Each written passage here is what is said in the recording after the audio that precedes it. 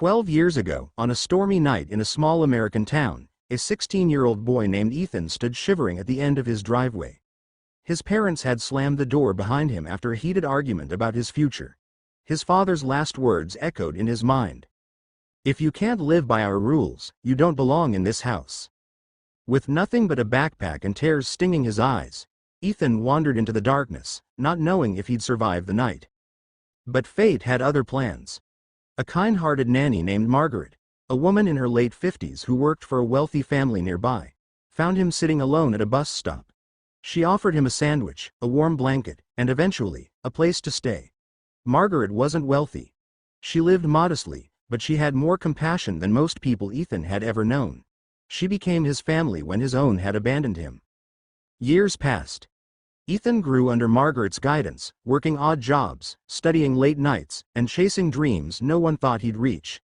She believed in him when no one else did, pushing him to apply for scholarships, teaching him resilience, and reminding him that kindness was the greatest form of strength. 12 years later, a sleek black car pulled up in front of the same house where Ethan had once been thrown out. Neighbors peered curiously as a tall, confident man in a tailored suit stepped out. Ethan had returned, but this time he wasn't alone. Margaret walked beside him, older now, leaning slightly on his arm. Inside the house, his parents sat in quiet shock when they saw him. His mother's hands trembled, and his father's stern face cracked with disbelief. "Ethan," his mother whispered. He nodded, his voice steady. "It's me, 12 years later." Before they could respond, Ethan revealed something that stunned them all. He placed a thick envelope on the table, legal papers showing that he had quietly purchased the family home, the very house they were sitting in. Gasps filled the room. His father stood, anger and confusion mixing on his face.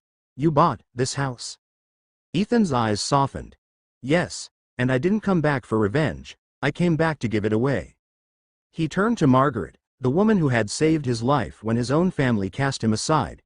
"This home isn't mine anymore, it's hers.